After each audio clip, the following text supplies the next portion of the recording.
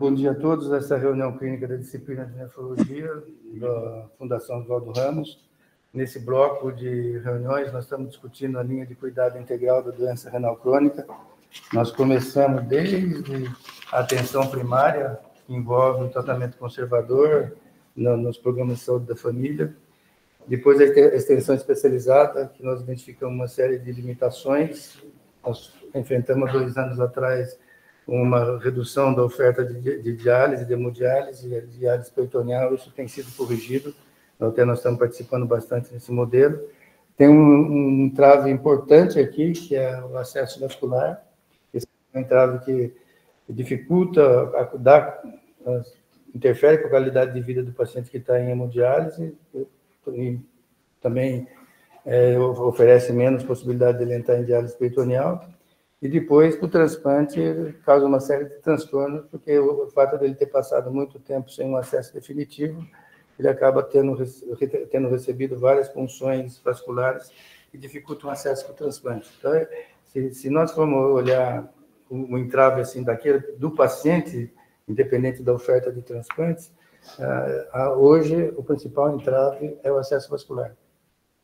Assim, que nós consideramos a identificação do paciente portador de doença renal talvez seja uma questão quase resolvida, e a questão que está o maior entrave aqui do sistema todo, depois o pessoal pode comentar, é o acesso vascular, tanto em termos de qualidade, de oferecer qualidade de vida para o paciente, como depois possibilidade de transplante, que acaba sendo bastante limitado. Você mesmo falou ontem, nós estamos com 67 pacientes na lista de espera, priorizados por falta de acesso vascular. E nesse ano nós fizemos 24 pacientes, e o número de pacientes, em vez de diminuir, ele vai aumentando, porque os outros estão procurando aqui. Alguns deles precisam de indicação de transplante ortotópico, que sempre dá errado.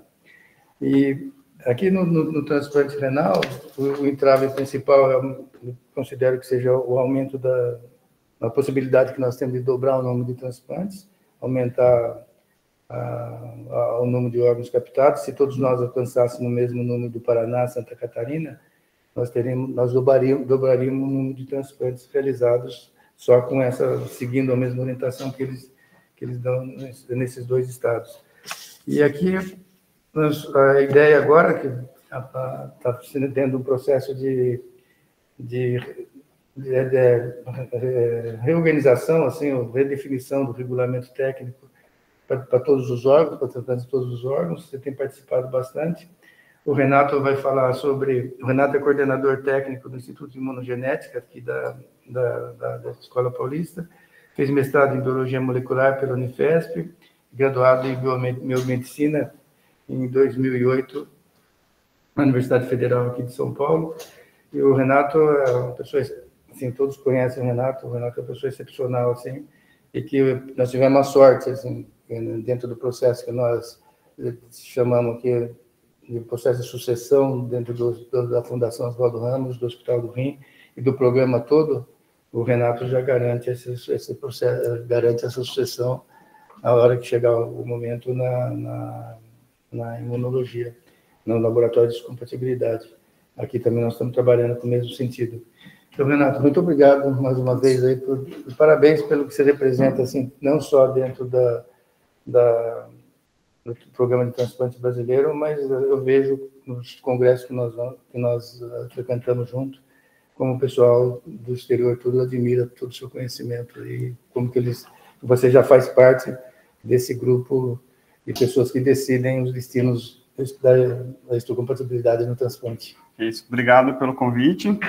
Sem pressa nenhuma da sucessão, tá tudo muito tranquilo. Isso para não ter pressa, mas você está preparado. Exato. Tá. Então, dentro do tema proposto, né, o Lúcio me pediu para falar sobre os laboratórios de histocompatibilidade. Eu resolvi trazer um pouco mais sobre os desafios do novo regulamento, que vem sendo discutido, não é uma proposta finalizada, tá? Queria deixar claro, o regulamento ele vem sendo discutido, e tem alguns assuntos que já estão bem mais adiantados. Tá? Bom, então, esse slide aqui foi o mesmo slide que eu apresentei na minha penúltima apresentação aqui no Hospital do Rim, tá? Mostrando a organização.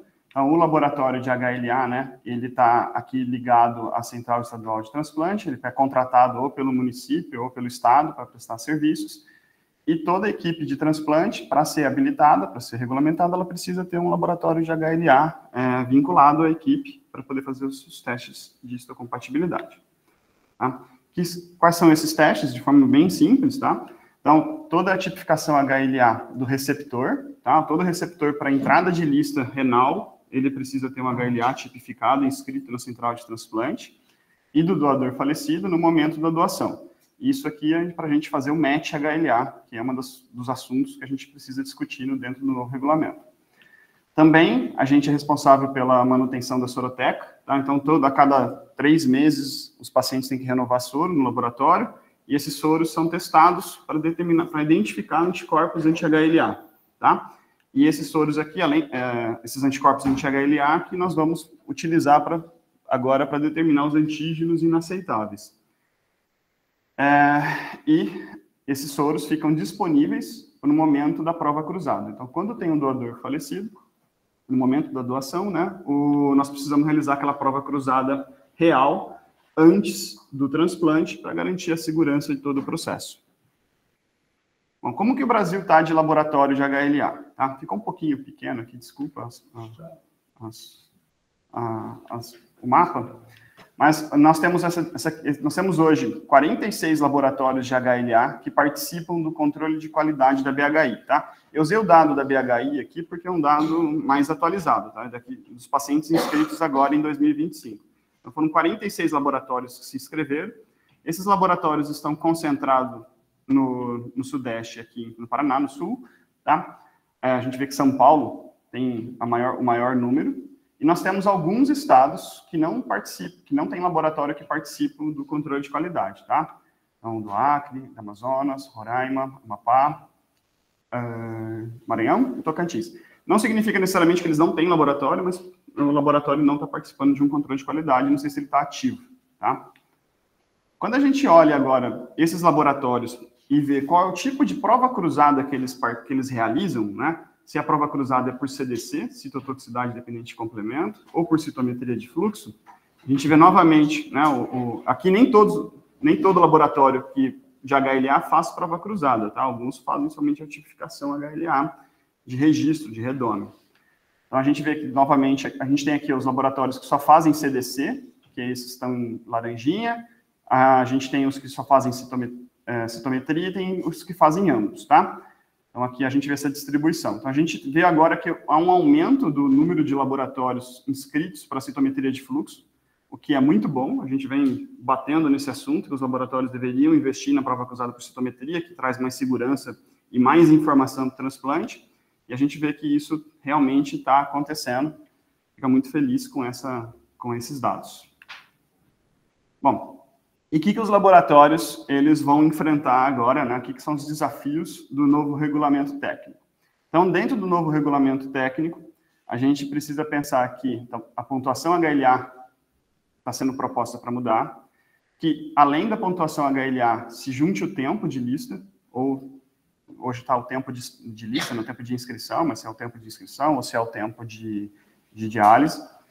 Nós vamos ter agora a introdução da prova cruzada virtual, tá? E o programa de hipersensibilizado, tá? Tudo isso junto, numa alteração relativamente grande, está sendo proposta, discutida, mas esses assuntos estão bem encaminhados. Então, é isso que eu gostaria de falar hoje aqui, tá? Esses assuntos que eu gostaria de trazer para todos e para conhecimento da comunidade transplantadora de uma forma geral. Juro que eu não vou ficar aqui falando muitas letrinhas de HLA para vocês, para não confundir ninguém, tá? Vai ser uma forma mais geral. Com relação à nomenclatura, hoje nós temos basicamente 2 nomenclaturas HLA acontecendo no Brasil. Uma em São Paulo e uma no restante do Brasil, no Sistema Nacional, tá? A diferença é que no Sistema Nacional, alguns grupos de HLA se juntam, tá? Isso aqui é um BROAD, né? O A19.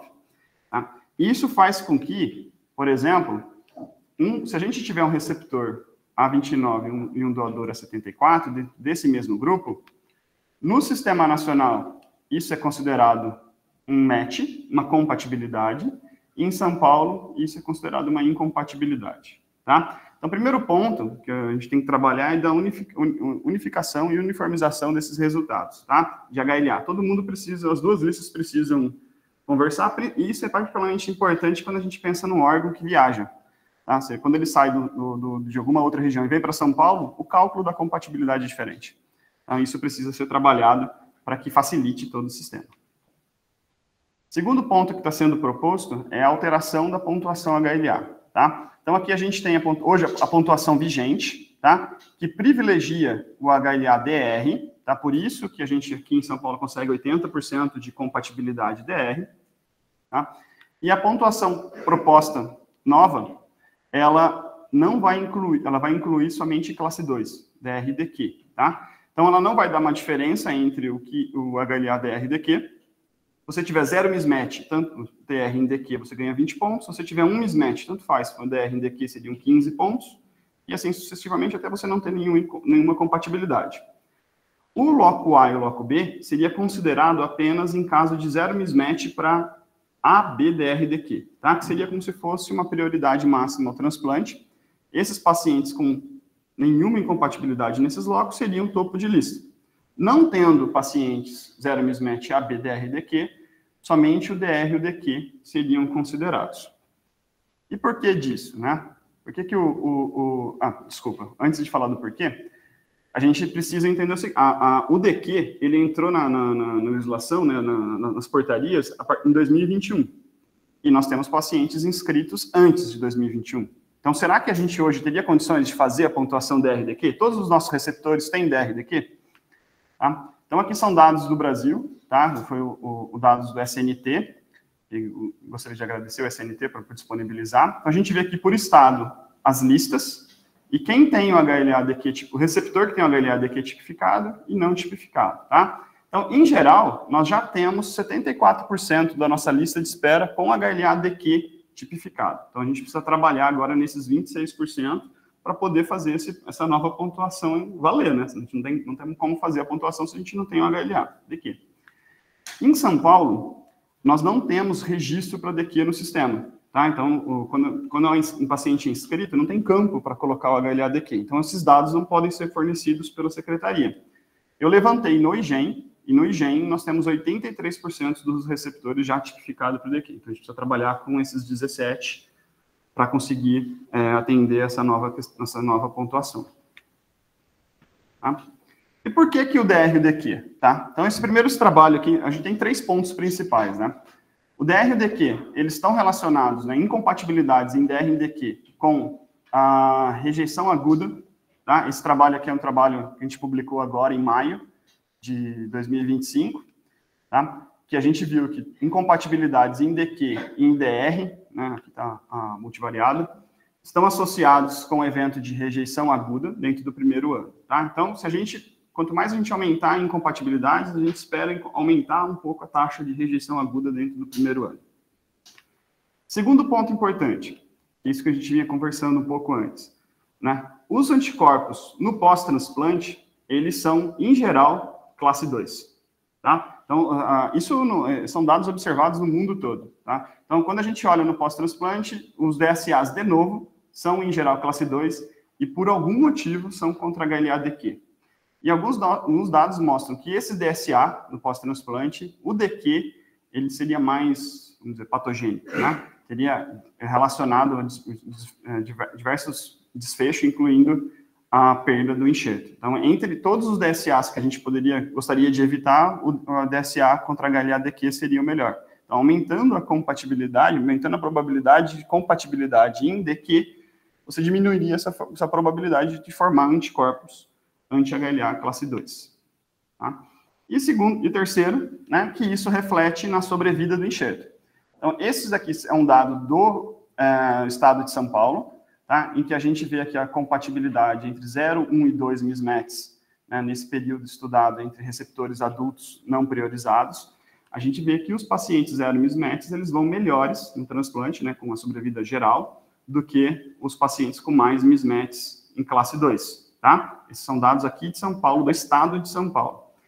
E esse trabalho que saiu no final de 2024, agora saiu online, agora saiu na revista esse ano, ele mostra que esse efeito também da compatibilidade DR-DQ é visto em doadores vivos, tá? Inclusive, uma da discussão desse trabalho é a gente priorizar o DQ, inclusive até em relação ao DR, tá? Mas esse dado ainda é um pouco controverso. Então, aumentaria a chance aqui por mismatch de 1,14, 1,15 por mismatch DR e DQ em relação a todas as causas de perda de rim, tá? Então, a justificativa da gente manter classe 2 é porque isso melhoraria vários desfechos do transplante, tanto rejeição, diminui o DSA e aumenta a sobrevida. Eu nunca interrompo assim, mas aqui, ó, eu nunca interrompo mesmo. Por que eu vou querer falar disso daqui? Nós fizemos uma análise aqui no nosso, e você vê que 0 mismatch você tem 6.400, 1 mismatch você tem 2.600, e não tem sentido ter 2 mismatch na nossa lista, senão sempre vai ter alguém que tem pelo menos um mismatch, um match. Esses 656 aqui são pacientes priorizados. Então, o resultado deles vai ser menor mesmo. Então, aqui o 1, 0 ou 1, ele é igualzinho, e aqui são pacientes que têm maior risco, não por causa da compatibilidade, mas por causa das condições que ele é transplantado na condição priorizada. É isso que eu estou imaginando, não sei se isso é verdade. Então, nessa lista aqui, eu tomei o cuidado de retirar os pacientes priorizados, tá? E no estado de São Paulo, a gente não tem a mesma taxa de 0 mismatch do que aqui na capital, tá? Então, a gente tem mais incompatibilidades encontradas. Então, por isso que o N é um pouquinho maior. Esse dado é do estado e não da regional 1 aqui da capital. Tá? E aí, uma primeira pergunta que a gente fez, bom, se a gente vai priorizar o DR e o DQ, é justo, né? A gente encontra a mesma frequência do genótipo. O genótipo está considerando os 2 DRs e os 2 DQs. Para ser 0 mismatch, tem que ter os 2 DRs e os 2 DQs iguais. Tá? A frequência do genótipo DR-DQ entre os receptores e os doadores, eles são iguais? Tá? Essa é uma primeira pergunta importante para saber se o dado seria justo com os receptores. Então, a gente vê que sim, tá? Deixa eu pointer aqui. A gente vê que sim, tem uma excelente correlação entre os doadores, e eu usei aqui uma base de 3.500 doadores que foram tipados no IgEN, com a lista do Hospital do Rim, tá? Que a gente tem o DR-DQ. Tá? Esse ponto aqui me chamou a atenção, e eu fui olhar esse ponto. Esse ponto aqui são os receptores homozigoto para o DR. Então, esse ponto aqui é um acúmulo da lista que aconteceu até a gente resolver o problema dos homozigotos DR. Tá? Por isso que ele ainda não foi resolvido. Tá? Por isso que ele saiu. Mas existe uma alta correlação. Tá? Então, é possível a gente distribuir de forma justa, de forma igual, os rins, levando em consideração o genótipo, né, o DR e DQ, que não são haplótipos, aqui são genótipos, importante para a gente ter o 0 mismatch DR e DQ. Mas a segunda pergunta que a gente fez, agora, todos os receptores encontrarão o 0 mismatch DR e DQ? Tá? O que a gente foi olhar? A gente falou assim, bom, se a gente pensar assim, olha, ele tem que encontrar um doador falecido em 500. Qual seria a frequência desse genótipo? Seria 0,2%. Qual é a porcentagem da lista que alcançaria isso? 82%. Em 1.000, 88. Em 1.500, tá? 91. Então, nem todos os receptores da lista, apesar de existir uma alta correlação, encontrariam o seu 0 mismatch DR-DQ, tá? E aí, até olhando, a gente chega em 3.500, a gente achou que 2,6% dos receptores nunca encontrariam um 0 mismatch DR-DQ. E por que isso? Porque existem genótipos que são tão pouco frequentes que eles estão presentes nos receptores, nos 14.000 receptores, mas não são encontrados nos 3.500 doadores, por uma questão de frequência mesmo, tá? Então, nesse ponto, a gente fala, bom, isso não vai ser justo. Então, precisa ter um tempo para ajudar esses pacientes a entrar em lista, tá? Por isso que nesse ponto fica muito claro, pelo menos para mim, que o tempo precisa entrar, além de todas as outras considerações, tá? Então, hoje, como que é a pontuação por tempo, tá? Ela é uma pontuação somente por desempate, ela não compete com a HLA. Então, a HLA ordena a lista, entre quem empata por HLA, o tempo é um fator importante que vai ranquear entre eles. Tá? Se ganha 1 ponto no primeiro ano e meio ponto, né, adicional por ano, até um máximo de 5 pontos. Tá? A proposta atual, a proposta que está no texto, que para ser enviada às discussões até hoje, tá? Seria uma somatória, não mais agora uma questão de desempate. Você ganharia 1 ponto ao completar o primeiro ano e meio ponto por ano, tá? Sem limite de pontuação. Tá? Isso é o que está no texto. E essa é a proposta alternativa que eu gostaria. Eu discuti com algumas pessoas da BH, e pareceu, todo mundo foi simpático à proposta. Tá? Seria uma proposta um pouco mais agressiva, tá? Levando em consideração também a somatória, 1 ponto depois do primeiro ano, 1 ponto até 5, e depois do 5º ano, 2 pontos por ano, tá? Sem limite. Como que isso ficaria? Tá? Então, aqui, ó, essa é a lista aqui do Hospital do Rim. Então, a gente vê aqui, ó, o número de pacientes inscritos com pouco tempo de lista é muito maior. Tá? Então, aqui a gente já tem basicamente 50% da lista, aqui, ó, 48% da lista. Tá? Então, se a gente pensasse na proposta 1, que é a proposta que está hoje, né, no papel, em discussão, um paciente demoraria 9 anos para ganhar a pontuação suficiente para empatar com a HLA, para ganhar de 1 mismatch. E levaria cerca de 19 anos para empatar com 2 mismatches. Estou vendo o Lúcio aqui anotar aqui questões, isso me preocupa. Tá? Qual que seria a segunda ideia? A ideia é dar mais pontos, tá? Hoje eu não entendo, porque talvez foi uma questão da gente ter colocado a lista e não estudado a lista, limitar a pontuação não é uma boa ideia. E se tem que dar mais ponto para quem fica mais tempo na lista, e não limitar a pontuação no geral.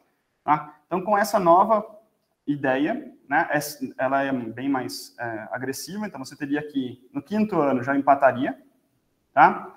No 8º e 9º ano já ganharia de 2 mismatches, empataria com 3, e quem tem mais aqui do que 13 anos já seriam sempre topo de lista, tá? Qual que é uma outra vantagem? Apertei sem querer aqui, tá? Qual é a outra vantagem? A vantagem dessa pontuação... Não, peraí.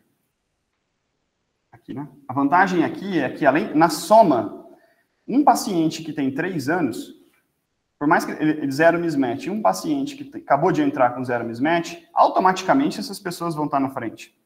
Ela não vai depender de outros fatores. Então, isso já vai trazer uma certa justiça.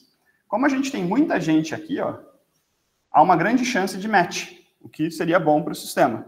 Tá? E os pacientes com bastante tempo, que representam uma porcentagem pequena da lista, eles têm que ganhar a pontuação máxima. Se eles não transplantaram nesse tempo todo, eles não podem depender da compatibilidade, que a gente já viu que a compatibilidade não funciona para eles, né? Então, eles têm que ser levados para cima do transplante. Com o tempo, a ideia é que esses pacientes transplantem, tá? E essa diferença de tempo diminua, tá? Essa diferença de tempo hoje existe, a gente tem que lembrar, porque existe um sistema atual que está forçando que isso aconteça.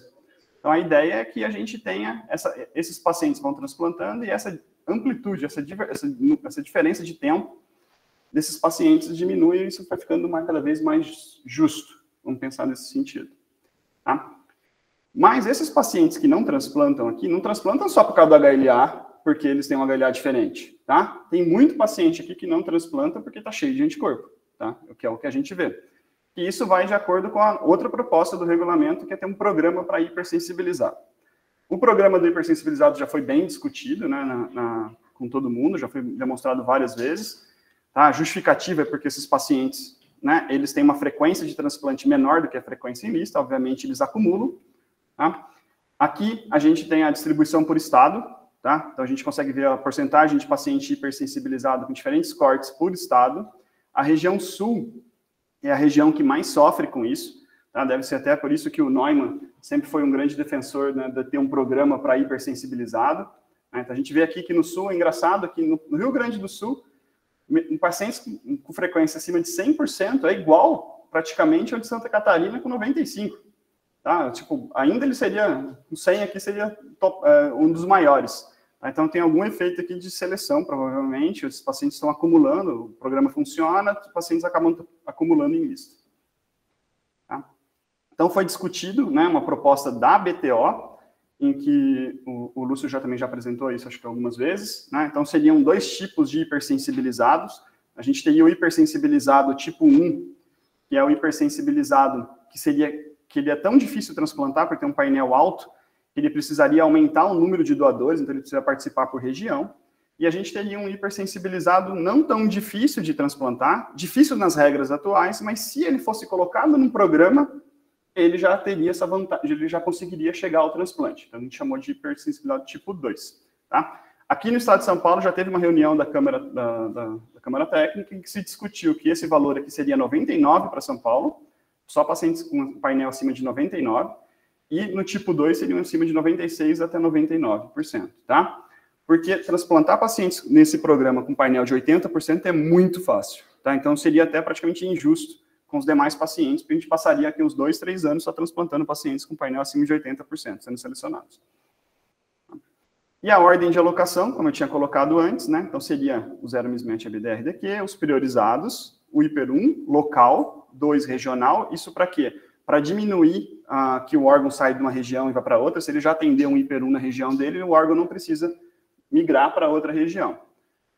O hiper 2 e os demais receptores, tá? Sendo que a pontuação da RDQ, ela entra aqui só, tá? Nos demais, esses pacientes aqui vão ser alocados por valores de painel. Então, quanto maior o painel, mais para cima em lista, desde que ele não tenha anticorpo específico, desde que ele não tenha nenhum antígeno inaceitável, que vai ser parte da seleção. Tá? E as regiões foram determinadas no programa inicialmente considerando Centro-Oeste e Norte junto, mas agora, na proposta atual, existe uma separação entre as regiões, e São Paulo foi separado aqui da região Sudeste, então ficou à parte, porque o volume de pacientes inscritos é tão alto que se São Paulo entrar aqui, provavelmente muitos órgãos daqui vão parar em São Paulo, tá? Então seria talvez não tão justo com as listas, com as captações feitas nos outros estados. Esse programa teria diversos princípios para ser seguidos, tá? Então todos os princípios atingíveis, eu vou mostrar para vocês. Então o primeiro ponto é ter a tipagem completa do doador. Isso já está praticamente acertado, já foi até anunciado, né, que o doador vai ter uma tipagem completa. E esse é um dos motivos. Tá? Então, aqui a frequência de anticorpo anti-HLA que a gente encontra nos pacientes hipersensibilizados. Então, não tem como fazer prova cruzada virtual se eu não sei o HLA-C-DP do doador. Tá? Então, esses pacientes, ou eles nunca poderiam participar de uma lista de doador falecido, ou a gente iria errar muito na internet. A gente ia falar, a prova cruzada virtual é negativa e chega a prova cruzada real da positiva pela presença desses anticorpos. Então, é necessário, é mínimo, ter a tipagem completa. Isso já foi também bem discutido com o SNT, e o SNT já está a favor, e o custo disso daqui é muito pequeno dentro do programa, porque a gente está falando só dos doadores falecidos, né? Não é uma grande parte da população. Tá? O segundo ponto é ter, né, os anticorpos definidos por Luminex, por single entity, tá? Então, essa é a metodologia amplamente difundida, né? Então, com isso aqui, não sei se alguém já viu antes aqui, mas tem uma barrinha aqui, ó. Isso aqui é os MFIs, que vocês ficam vendo no laudo, que aparece que a gente determina, então, por exemplo, esse aqui é o MFI do A3, aqui tem 15 mil de MFI, é assim que a gente determina, tá? Isso gera uma listinha, que seria os antígenos inaceitáveis. E isso, caso o doador expresse qualquer um desses antígenos, esse paciente nem entraria em lista, ele seria automaticamente cortado. Tá? Sobre a questão da fase sólida, aqui voltando aos laboratórios do Brasil, e os laboratórios do Brasil que têm fase sólida, não é um problema, tá? Então, todo mundo que faz doador falecido tem Luminex no laboratório, que é o mesmo Luminex que se faz a tipagem HLA. Então, isso não causa uma dificuldade para nenhum laboratório que já trabalha, tá? É uma metodologia amplamente difundida, era uma preocupação, né, do Ministério que esses programas não impactassem nos laboratórios, todo mundo pudesse fazer, isso todo mundo pode fazer, tá? E como que isso funcionaria, né? Só um exemplo aqui. Então, aqui a gente tem uma tipagem de um doador, né, que vai ter a tipagem completinha, e essa tipagem ela vai ser traduzida numa tipagem sorológica, tá? Aqui que começa às vezes a entrar a complicação do HLA. Existem várias maneiras de você falar compatibilidade, já tem vários logs, e ainda tem várias maneiras de você falar do HLA, tá? Então, mas pensa que isso aqui é uma tipagem por DNA, por biologia molecular, e a gente tenta traduzir para qual é o antígeno, qual é a proteína, tá? Então, o que vai ser feito vai ser um crossmatch virtual, tá? Então, esse paciente aqui, ó, ele tem anticorpo, o antígeno inaceitável dele é o A33, ele tem anticorpo contra o A33. O doador é A33, né? Esses pacientes vão ser cortados da lista, eles não vão ranquear, tá? Com isso, vai se evitar que se faça muitos crossmatches de forma desnecessária.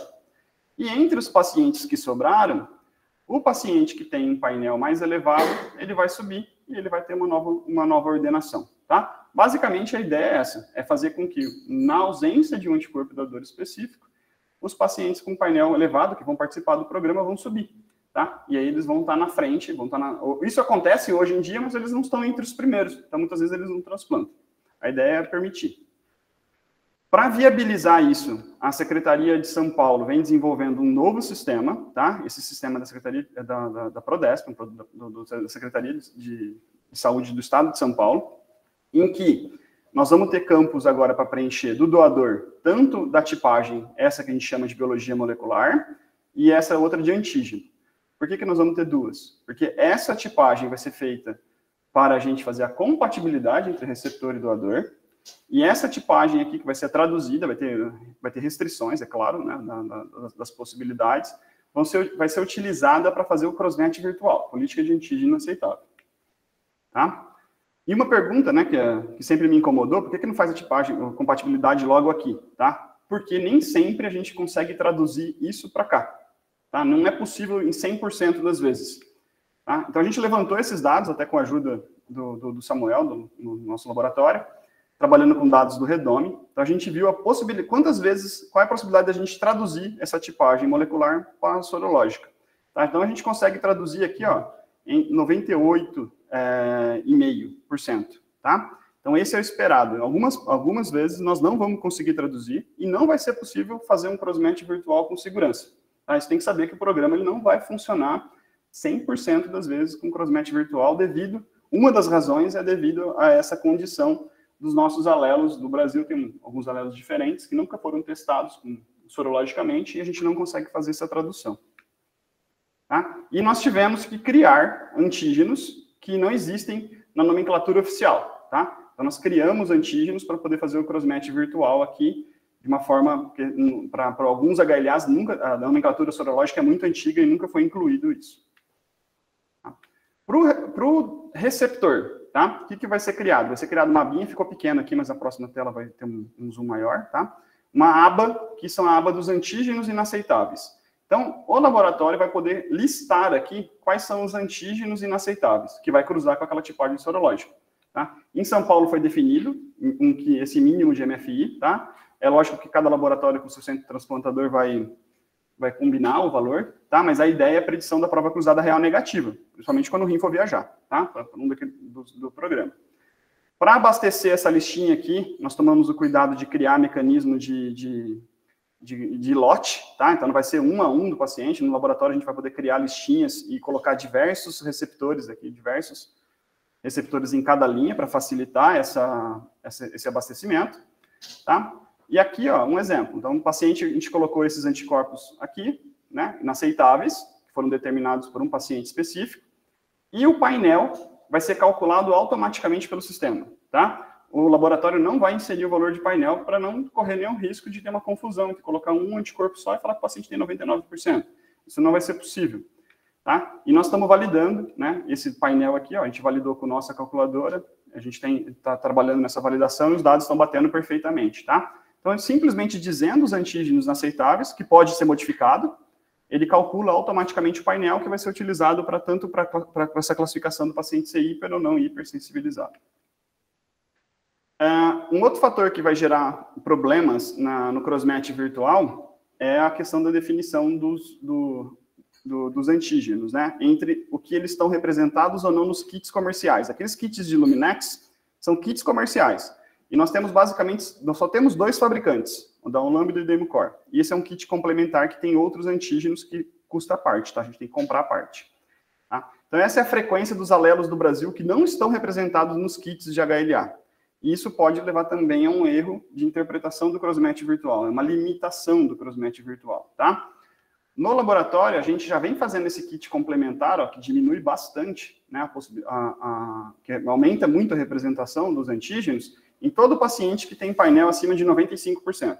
A gente já sabe que essa ideia de transplantar hipersensibilizado já está andando, então nós começamos a testar os nossos receptores com esse kit, então com isso a gente consegue caracterizar muito melhor os anticorpos.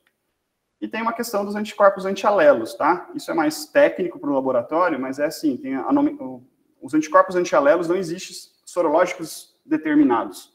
Então não se consegue dar esses anticorpos antialelos dentro de um programa de hipersensibilizado. Isso vai ter que ser tratado dentro do laboratório, tá? Então, depois que passou por todo aquele filtro da central, dos antígenos, o laboratório ainda vai ter que dar uma olhadinha, principalmente quando os órgãos forem viajar, tá? Então, tem que lembrar esses fatos. E por último, mas acho que é muito importante, né, para até a pergunta que o Gustavo tinha feito, é com relação a cumprir requisitos de qualidade, tá? A gente vem batendo nesse ponto também, tá? Dos 46 laboratórios que estão inscritos no controle de qualidade, somente 4 possuem uma acreditação, tá? Tem 3 que têm acreditação brasileira, do ano passado para essa entrou mais um laboratório. Um laboratório que está aqui também tem a europeia, e um outro laboratório que tem a americana, mas ele não faz doador falecido, tá? Então, basicamente, a gente tem esses 3 laboratórios hoje que fazem doador falecido que tem uma acreditação. E esse ponto aqui é fundamental para a gente pensar que todo mundo está seguindo as mesmas regras, está cumprindo o mínimo necessário e tem processos bem estabelecidos. Tá? Então, eu acho que esse, de novo, no papel da BHI, da sociedade, reforçar a necessidade que isso aconteça, talvez até mesmo no próprio regulamento, que isso seja colocado. Então, finalizar, falei bastante aqui, só agradecer, né, a BHI, a Raquel, que participou, a gente discutiu essa apresentação antes, a Patrícia, né, por fornecer dados, junto com a Central de Transplante do Francisco, o Hospital do Rim, oportunidade de falar aqui, mostrar os dados e brigar um pouquinho, sempre, né, e o laboratório, né, em nome de todos, que os dados, quem levanta os dados, muitos não sou eu, o próprio laboratório, muita gente do laboratório que participa, e a doutora por todo o ensinamento, né, e a facilidade de dar um caminho para a gente seguir.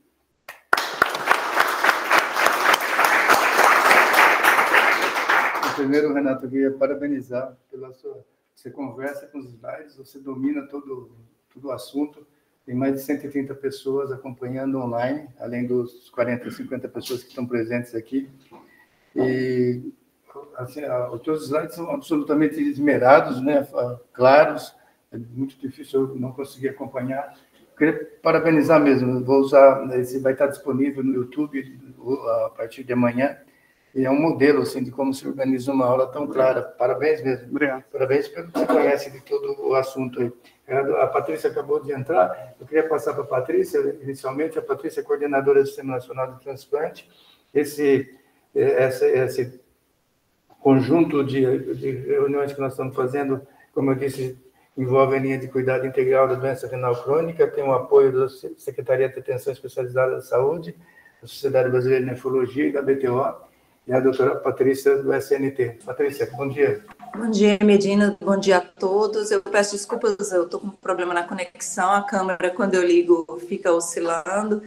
Eu só tenho a parabenizar o trabalho do Renato. Eu, infelizmente, não consegui entrar antes, também por problemas de conexão, mas eu já conheço, né, o trabalho do Renato, e agradecer a ele a colaboração que ele tem dado aí conosco nesse processo de revisão do regulamento técnico.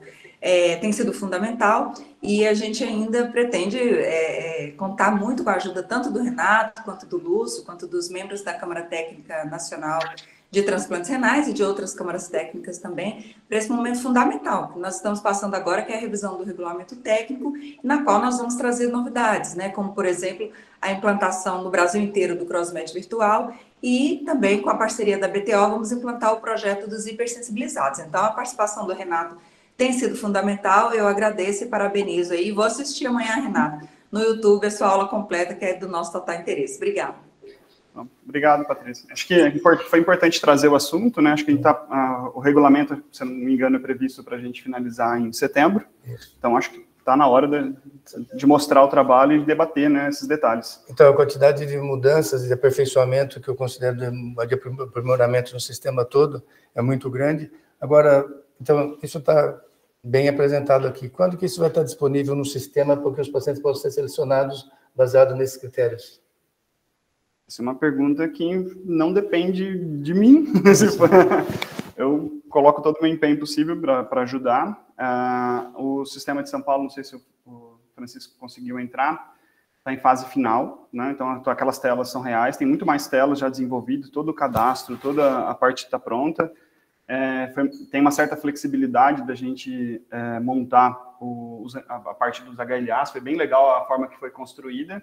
A gente precisa colocar isso agora em testes de massa, Tá? A gente precisa fazer testes para mostrar que o sistema realmente é robusto e, a partir daí, fazer provavelmente, o que o Francisco estava explicando é que o sistema vai entrar provavelmente em paralelo.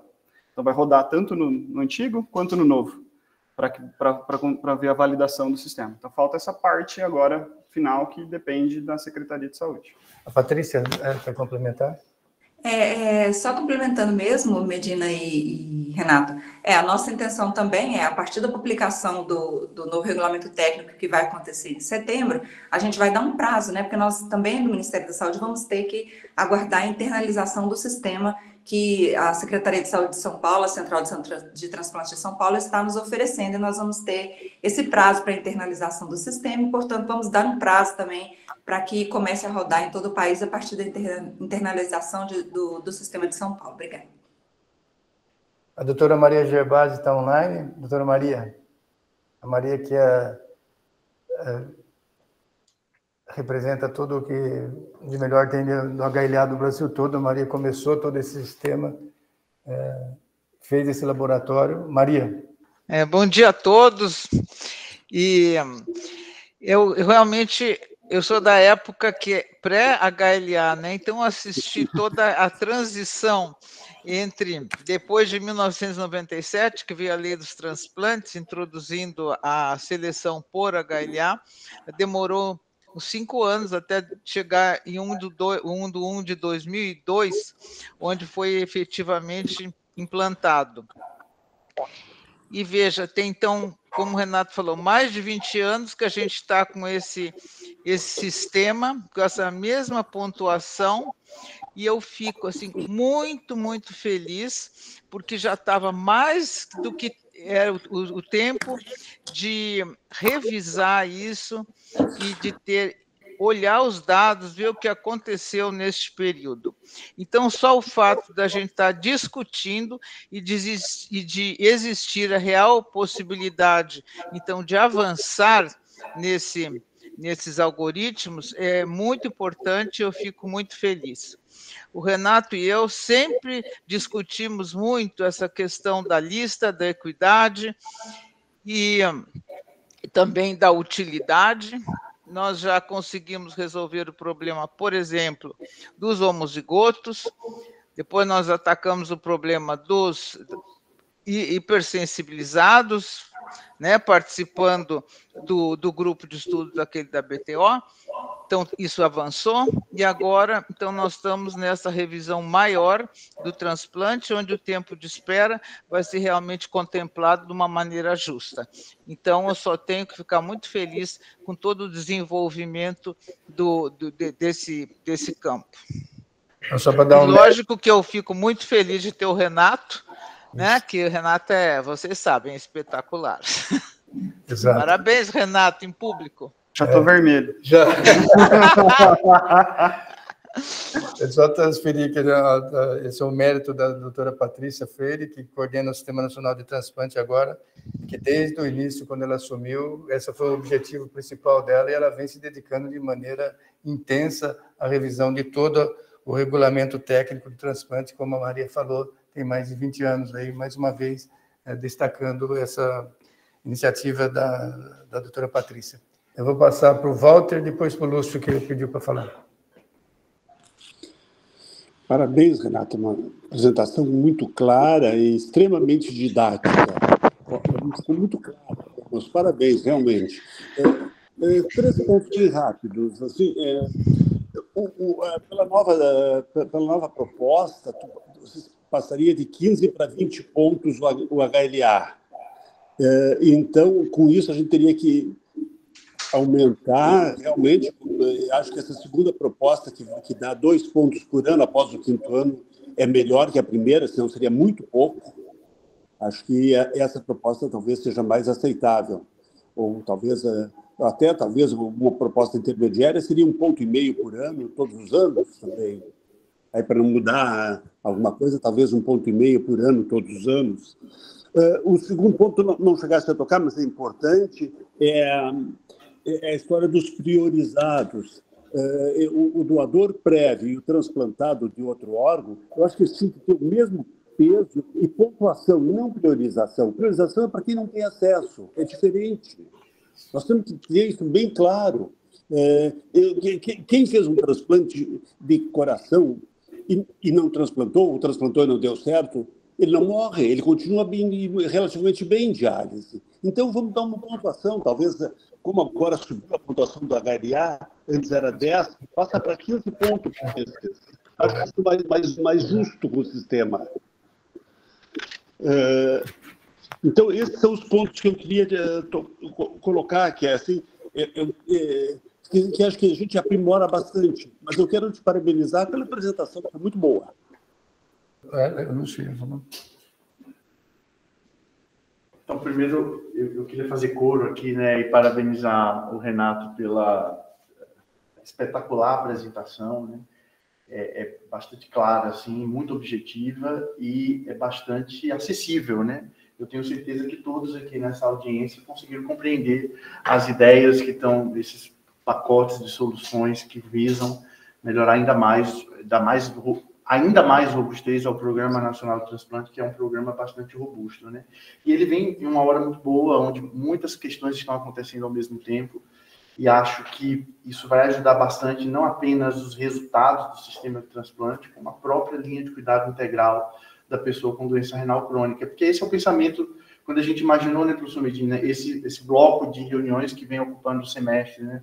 Quer dizer, o HLA tem impacto na linha de cuidado da doença renal crônica, porque isso ajusta um sistema que está todo interconectado. Então, esse é um primeiro comentário, né? Também aproveitar a oportunidade para agradecer a doutora Maria Gerbasi por todo o carinho que ela também tem comigo, né? Nós temos encontros periódicos naquela sala onde ela está ali, que eu saio totalmente renovado, assim, porque é uma mente espetacular e que nos ajuda sempre a pensar de uma forma bastante crítica e pragmática. Esse é um ponto importante que eu queria destacar aqui, de todas as soluções que foram pensadas, hipotetizadas, e todas elas testadas num ambiente anterior a ir para a vida real. É lógico que agora tem um passo, um desafio que é ir para a vida real, mas todas essas soluções que foram pensadas, foram discutidas, levadas a grupos de discussão, colocadas até ao escrutínio da comunidade através da BTO, e eu me refiro aqui ao programa de hipersensibilizado, essas soluções elas foram testadas, né? Foram feitas simulações, porque esses são avanços importantes, mas a gente não pode comprometer um programa que já é bastante robusto, que tem bastante credibilidade na sociedade. Também acho que o trabalho da Patrícia frente ao Sistema Nacional de Transplante vem ajudar isso de uma forma bastante decisiva. Eu acho que esse momento é bastante importante, assim. Acho que em 3, 6 meses a gente deve estar com as coisas começando a rodar aí, porque o mais difícil, desde que foi aprovado aqui em São Paulo, em setembro de 22, foi esse período que a gente foi aprendendo aí como lidar com essas questões para resolver o cross virtual e todas essas soluções que o Renato aqui bem apresentou. Eu queria fazer só uma pergunta mais específica, Renato, e agradecer mais uma vez. Eu anotei um monte de coisa ali, mas não nada... Eu estava olhando ali. Então... Apenas aprender. Para eu aprender. Mas você colocou muito bem que essa é uma das nossas preocupações em relação à questão da tipagem HLA-DQ, e quantos já estão tipados, e isso distribuído pelo país, né? A minha pergunta é se os laboratórios têm DNA suficiente para resolver isso numa tacada, ou se vai precisar fazer novas coletas para poder acrescentar a tipagem. Porque aí isso tem uma ideia de quanto a gente vai demorar de tempo para resolver essa questão. Boa pergunta, né? No laboratório a gente armazena, tá? No nosso laboratório é uma política armazenar o DNA para poder tirar dúvidas ou às vezes melhorar a resolução que é necessário. Então, acredito que a grande maioria dos laboratórios, eles armazenam, então seria possível. Existe uma questão quanto ao financiamento disso, isso eu não posso responder, né, porque esse é um bloco a mais que está tipado, e não existe um código para tipar DQ. Então, existe um código para você tipar ABDRDQ. Né? Então, isso volta, acho que, para o Ministério, né, volta para a Patrícia, que precisamos achar uma maneira de resolver isso, né? Como vai ser feito esse estoque. Não é muito, né? Mas precisa ser, não dá para começar o programa sem ser refeito esse estoque. O Manfro que participou desse processo todo na Associação Brasileira de Transplante de Órgãos. O Manfro, bom dia, Manfro. Bom Bom dia, estão me ouvindo? Estamos. Vamos. A Semiramis e o Neumann. O Manfro, depois a Semiramis e o Neumann. Vocês me ouvem? Ouvindo. Tá, eu queria ser repetitivo e cumprimentar o Renato, né? O Renato nunca nos surpreende e sempre nos surpreende, porque dá uma aula maravilhosa, nos faz entender com simplicidade e objetividade várias coisas assim bastante técnicas. Ele tem a genialidade de transformar o complicado em simples para que todo mundo entenda. A minha pergunta, Renato, eu acredito que saiba a resposta, mas seria só para pontuar. Esse balanço entre equidade e utilidade que se buscou, né, ao passar a pontuar o HLA e o tempo em lista de espera de uma forma mais balanceada, vocês fizeram diferentes simulações para chegar nesses números, 1 ano até o 5º ano, 2 anos a partir daí. A base disso é muito grande, né? Foram feitas simulações, a gente olhando qual seria o impacto, né? Porque a pontuação, a partir de certo tempo em lista, você ganha do HLA. Eu ainda gostaria, não sei se eu vou ter tempo hábil, para fazer uma simulação completa com aqueles 3.500 doadores. Ver o que aconteceria se a gente tivesse a nossa lista com aqueles 3.500 e retirando 2 receptores por vez. Eu acredito que o impacto do tempo ele vai ser mais forte no início do projeto, no início, na hora que a gente implementar. Aqueles pacientes hoje que estão estocados, que não acessaram, eles vão ter oportunidade. E com o passar do tempo, eu acredito que isso vai diminuir o impacto, porque nós vamos achatar o tempo máximo de lista. Tá? Então, mas eu gostaria de ter números, né? Eu vi uma publicação recente sobre a probabilidade de se encontrar um paciente para transplante de medula, genial. Acho que talvez a gente possa fazer algo parecido, usando matemática mesmo e usando probabilidade de qual é o fator mais importante ao longo do tempo. Então, doutor Semiramis, depois o Neumann e nós encerramos. Obrigado, Manfro, obrigado mesmo. Então, bom dia a todos. É um prazer poder estar aqui vivenciando esse momento. E aproveitar também para parabenizar a doutora Maria Gervasi, que nós já falamos que a doutora Maria é a nossa grande colaboradora e que nos fomenta a estar sempre crescendo, se questionando. O programa de hipersensibilizados, nós temos uma experiência bem reduzida em Pernambuco. Nós fizemos agora a revisão dos 10 anos de implantação e foi muito bom. E, com certeza, com a nacionalização, nós vamos poder estar assistindo o que todo o programa pretende, transplantar os mais difíceis, que em Pernambuco transplantou, mas numa proporção bem menor, era esperado, que nós não temos número de doador suficiente. E, realmente, a revisão do regulamento técnico se impõe, porque o passo vai ser grande em relação ao que se faz. Mas muito já se fez, e isso também nos permitiu chegar a esse ponto, porque num tempo passado isso era quase impossível. Então, vamos com fé, acreditando que tudo vai dar certo e vai ser melhor para o sistema e para os pacientes, que o nosso alvo sempre é quem está precisando de um rim, dentro de um número muito limitado de doadores. Muito obrigada. Professor Neumann. Bom dia a todos. Obrigado, Regina, por trazer esse assunto, uma discussão tão rica e tão cheia de gente boa. Hipersensibilizar é uma coisa que há exatamente 15 anos eu bato para a água e agradeço a Patrícia por finalmente isso estar sendo levado no nível de discussão que até então a gente não tinha conseguido levar. Tenho discutido isso bastante com o Renato. A Patrícia estava presente na reunião que nós dois tivemos, você também, Regina, em Florianópolis, onde esse assunto foi trazido mais uma vez.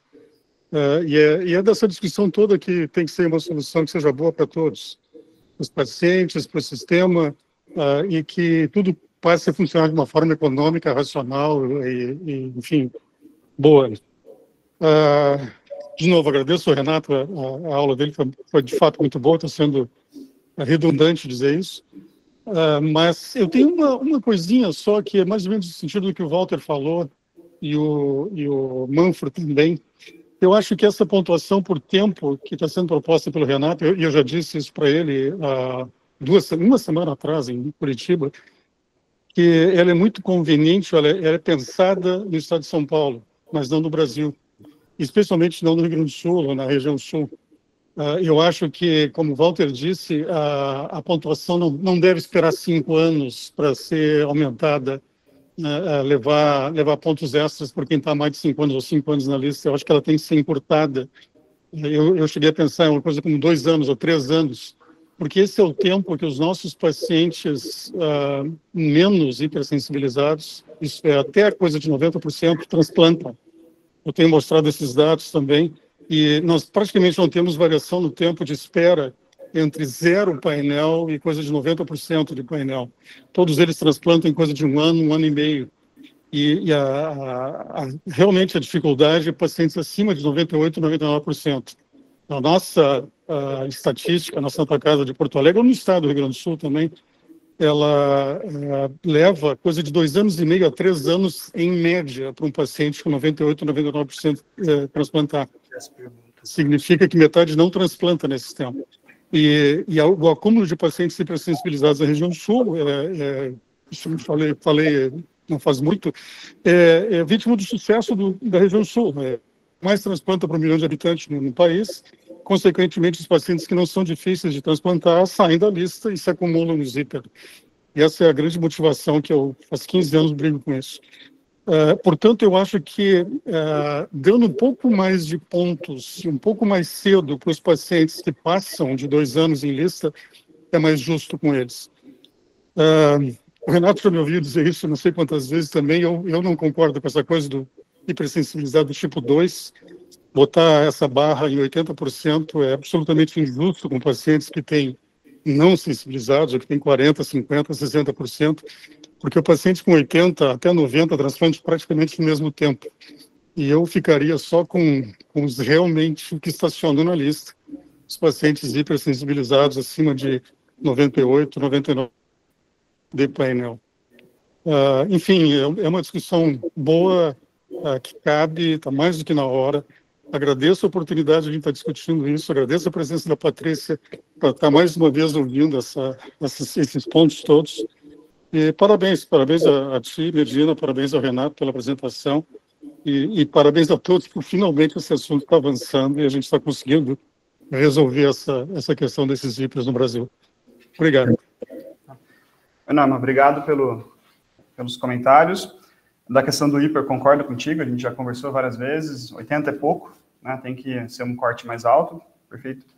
Com relação à pontuação, primeiro a pontuação, o que eu pude olhar é com acesso à lista que a gente tem, então a gente só tem acesso aqui à lista do Hospital do Rim, que é bem representativa, né, numericamente falando, a lista nacional, a gente está falando de cerca de 20 e poucos, quase 30% da lista.